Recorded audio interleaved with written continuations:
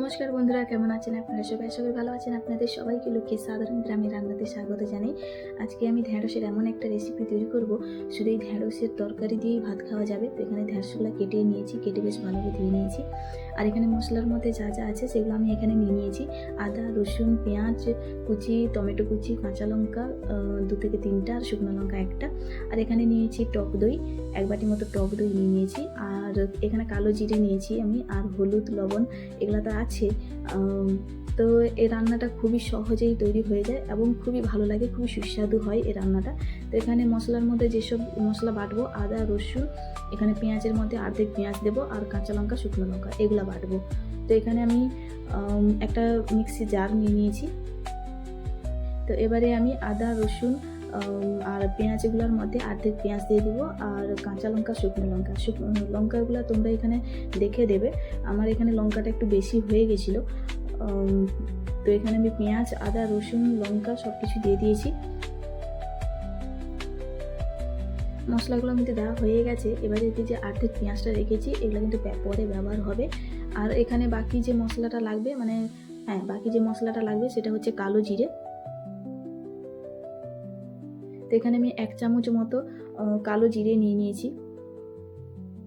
সব কিছু এখানে মশলার মধ্যে নিয়ে নিয়েছি। এবারে এটাতে একটুখানি জল দিয়ে এটাকে বেশ ভালোভাবে বেটে নেব।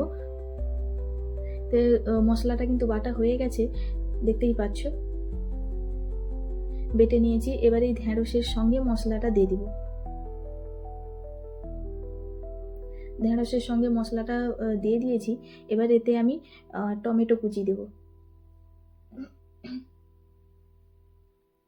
টমেটো কুচিও দিয়ে দিয়েছি। এবার এতে টক দই দেওয়া হবে।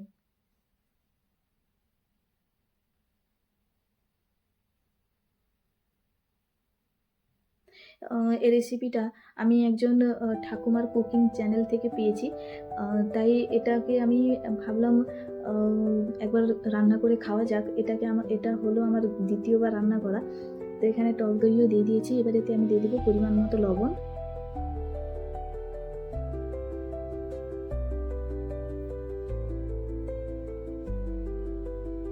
পরিমাণ মতো হলুদ গুঁড়ো,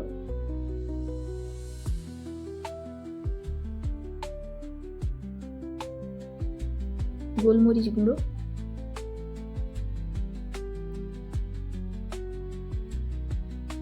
এবারে আমি এতে 1 চামচ চিনি দিয়ে বেশ ভালোভাবে মশলার সঙ্গে, ঢ্যাঁড়সের সঙ্গে মশলাটা বেশ ভালোভাবে মিশিয়ে নেব।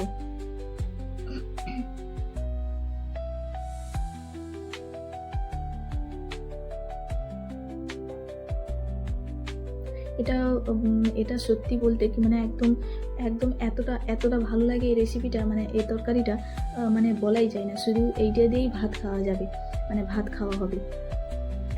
এটা এতটা ভালো লাগে।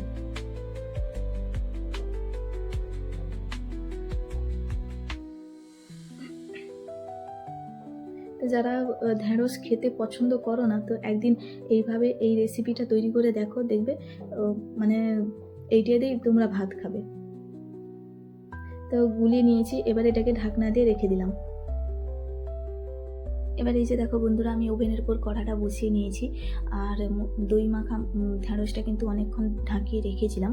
এবারেতে আমি কড়াতে পরিমাণ মতো সাদা তেল দিয়ে দিলাম। তোমরা চাইলে এখানে সর্ষে তেলটা ব্যবহার করতে পারো। তো আমি এখানে সাদা তেলটা ব্যবহার করেছি। এবারে এই তেলে আমি এলাচ, লবঙ্গ আর মিষ্টি কাঠটা দিয়ে দিলাম। একটুখানি নেড়ে যে কুচনো পেঁয়াজগুলো আমি রেখেছিলাম অর্ধেকটা, ওগুলো দিয়ে দেবো। এবারেতে আমি পেঁয়াজগুলো দিয়ে দিলাম। পেঁয়াজগুলো দিয়ে দিয়েছি। এবার এই পেঁয়াজগুলো বেশ ভালোভাবে বাদামিভাবে ভেজে নেব।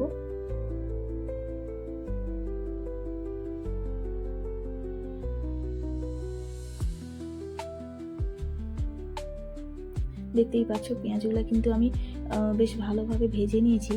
এই যে দেখো, ঠিক এইভাবে ভেজে নিতে হবে। পেঁয়াজগুলো ভাজা ভাজা হয়ে গেছে। এবার এতে যে দই মাখা ঢ্যাঁড়সটা রেখেছিলাম, মাখিয়ে দইয়ের সঙ্গে ঢ্যাঁড়সটা, এই ঢ্যাঁড়সগুলো দিয়ে দেবো।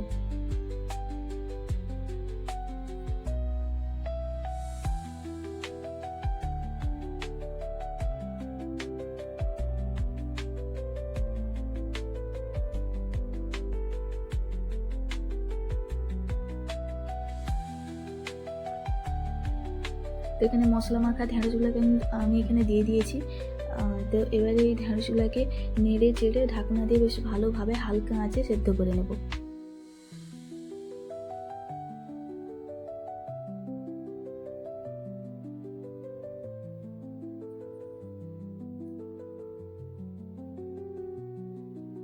এবারেতে আমি ঢাকনা দিয়ে দিলাম। তরকারিটা কিন্তু কিছুক্ষণ আমি ঢাকনা দিয়ে ফুটিয়ে নিয়েছি।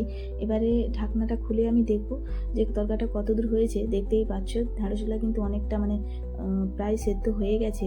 আমি কিন্তু মাঝখানে এখানে মশলা ধোয়া জল 1 বাটি মতো দিয়ে দিয়েছিলাম, তোমরা চাইলে প্রথমেই দিতে পারো।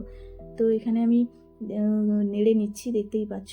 এবারে এটাকে আর কিছুক্ষণ ঢাকনা দিয়ে যতটুকু জল আছে বেশ ভালোভাবে আমি এটাকে আলু কষা রকম কষি মানে জলটা শুকিয়ে নেব, মানে যেমন আলু কষা হয় তেমনই। তো আমি এবারে ঢাকনাটা খুলে দেখব, দেখতেই পাচ্ছ যেমন আলু কষা হয় তেমনই এটা কষা কষা রকম করতে হবে। এই যে দেখো, ঠিক এইভাবে হবে। তো এটা কিন্তু হয়ে গেছে। এবার এটাকে একটুখানি তোমরা এখানে ঢ্যাঁড়সগুলো ভেঙে দিতে পারো বা নাও ভাঙতে পারো। আমি এখানে মানে ভেঙে দিচ্ছি।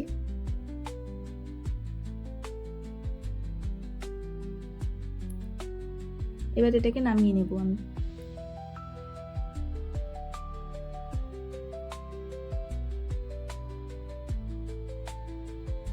ব্যাস এই কটা উপকরণ দিয়ে এই রান্না এইখানেই শেষ। তো এবারে এই যে দেখো নামিয়ে নিয়েছি। দেখতেই পাচ্ছ আমি যেহেতু কম পরিমাণ মানে ঢ্যাঁড়সের পরিমাণটা কম দিয়েছি, একার জন্যই রান্না করেছি, তো এখানে কমই হয়েছে। তো এই যে দেখো তরকারিটা ঠিক এইভাবে হবে। এই তরকারি দিয়েই তোমরা ভাত খাবে, মানে এতটা ভালো লাগে, এতটা সুস্বাদু লাগে।